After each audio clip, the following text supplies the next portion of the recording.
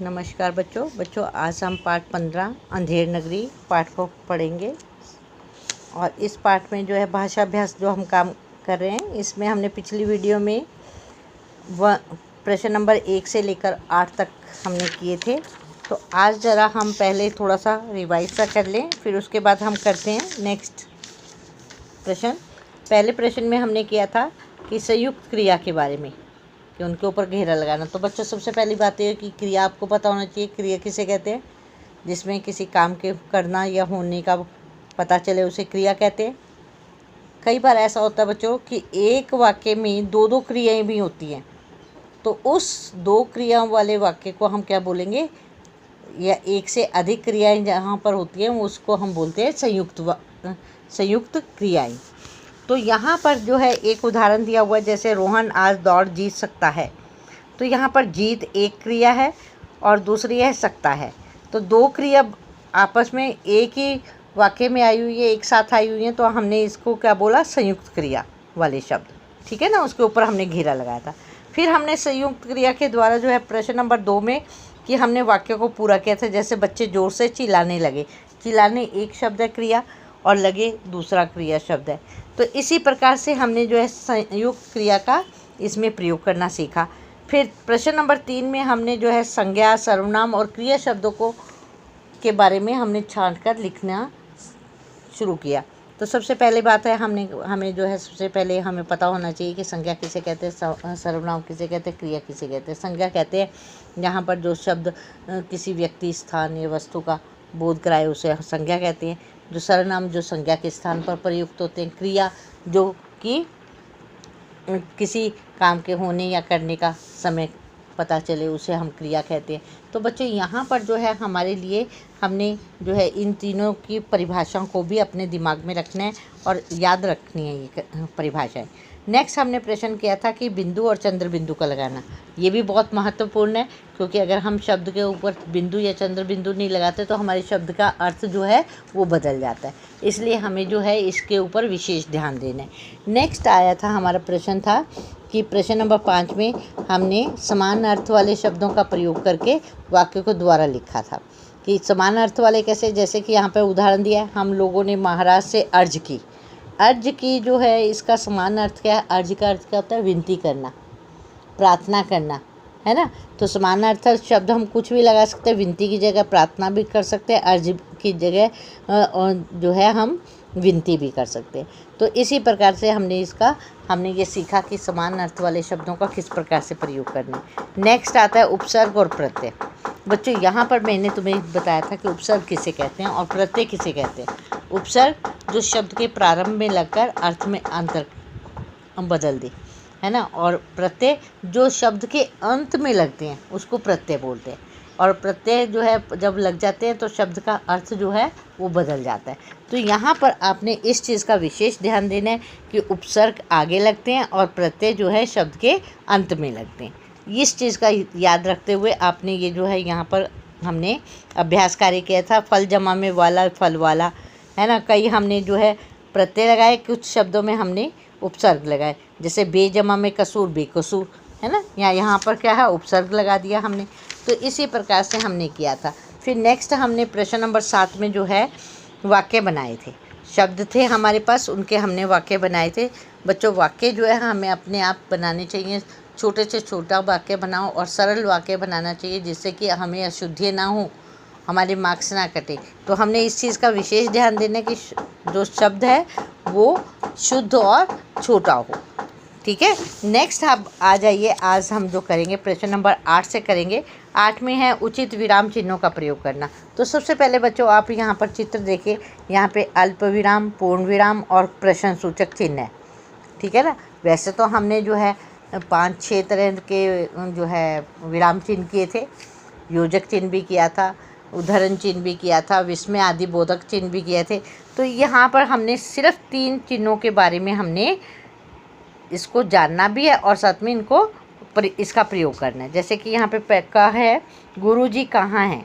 गुरुजी कहाँ है, यहाँ पर प्रश्न सूचक चिन्ह लगेगा, क्योंकि कहाँ प्रश्न पूछा जा रहा है। कहाँ के बाद यहाँ पे हमने प्रश्न सूचक चिन्ह का प्रयोग किया। ख, नगर में सिपाही, गुरु और चेले खड़े थे। अब सिपाही के बाद हम थोड़ा सा रुकेंगे।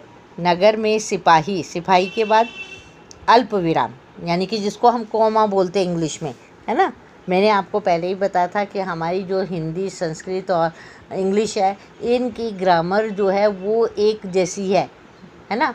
इंग्लिश है तो इंग्लिश में बोलेंगे, हिंदी है तो हिंदी में बोलेंगे, लेकिन इनके चिन्ह जो है एक जैसे ही हैं। अधिकतर जो है मिलती जुलती चीज़ें हैं, व्याकरण की चीज़ें आपस में मिलती जुलती है, इसलिए हमें कोई प्रॉब्लम नहीं आती ज़्यादा सीखने में। नगर में सिपाही अल्प विराम, गुरु और चेले खड़े थे, थे के बाद हम रुके, पूर्ण विराम लगाया। नेक्स्ट आता है ग, राजा ने कहा, कहा के बाद हम थोड़ा सा रुके, अल्प विराम, इससे फांसी पर चढ़ा दो, पूर्ण विराम। पूर्ण विराम क्यों? क्योंकि यहाँ पर हमारा वाक्य जो है पूरा ख़त्म हो चुका है और हमने अच्छी तरह से सांस लिए। अल्प विराम में हम कम सांस लेते हैं और पूर्ण विराम में हम अच्छी तरह से सांस लेते हैं, ये भी चीज़ ध्यान रखनी है आपने। नेक्स्ट आ जाता है प्रश्न, आ जाता है प्रश्न नंबर 9। नीचे दिए गए शब्दों के 2-2 पर्यायवाची शब्द छांट कर लिखिए। अब यहाँ पर हमने 2-2 पर्यायवाची छांट कर लिखने हैं। यहाँ पे विकल्प बॉक्स दिया हुआ है, इस विकल्प बॉक्स में से हमने यहाँ पर लिखने। लेकिन बच्चों ध्यान रखना है कि अगर विकल्प बॉक्स से हमने बाहर के शब्द नहीं लिखने, क्योंकि अगर विकल्प बॉक्स दिया हुआ है तो वही शब्द आने चाहिए जो कि विकल्प बॉक्स में दिए हुए हैं। अगर मान लो विकल्प बॉक्स नहीं दिया हुआ तो फिर हम जो है अपनी मर्ज़ी से जो शब्द ठीक है, पर्यायवाची शब्द अगर आपको कोई और पता है तो उसका भी हम प्रयोग कर सकते हैं। जैसे यहाँ पे फर्स्ट है युद्ध, युद्ध के लिए यहाँ पर है बॉक्स में देखेंगे लड़ाई और रण, हमने क्या लिखा? लड़ाई और रण।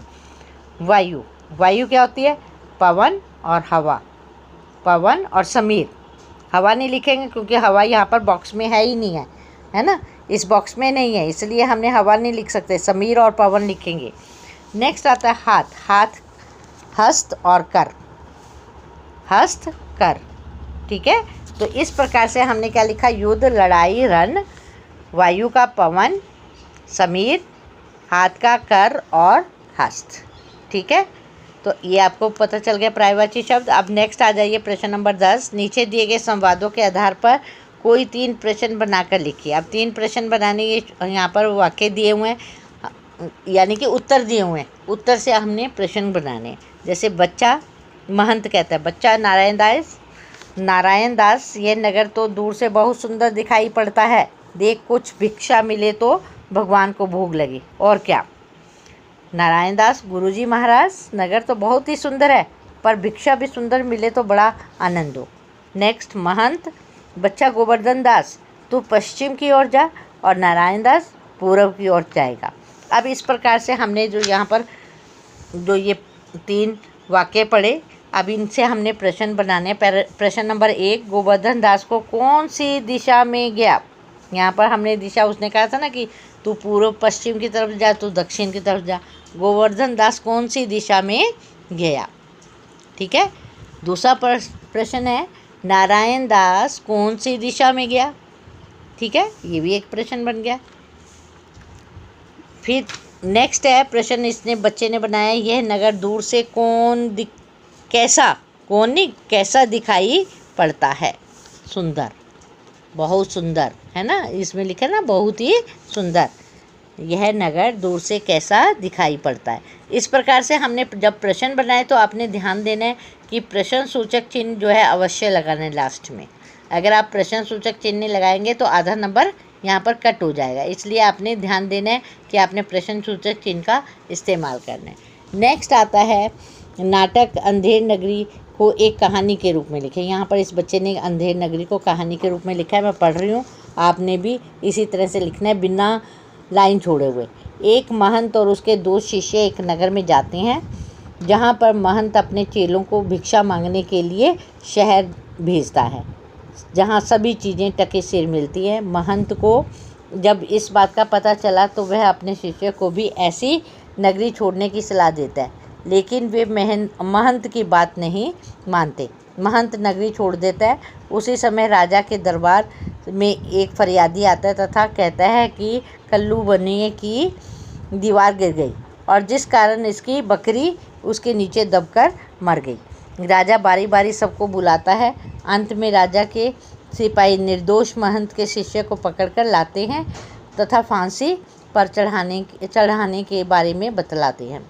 शिष्य अपने गुरु को बुलाता है, जिस पर दोनों शुभ घड़ी का नाटक करते हैं। राजा कहता है कि मैं पहले फांसी पर चढ़ूँगा, जिस पर राजा के सिपाही राजा को फांसी पर चढ़ा देते हैं। राजा कहता है मैं चढ़ूँगा। यहाँ पर थोड़ा सा ये आपने ठीक करना है। राजा कहता है कि मैं फांसी चढ़ूँगा, महंत कहता है मैं चढ़ूँगा, और सिपाही ने कहा कि नहीं मैं चढ़ता हूँ, तो राजा को फांसी पर चढ़ा दिया जाता है। तो इस प्रकार से जो है ये कहानी आपने बच्चों लिखनी है, जो नाटक है उसको कहानी का रूप दे देना है। तो चलिए आज हम यहीं पे समाप्त करते हैं, कल फिर मिलेंगे, तब तक के लिए नमस्कार बच्चों।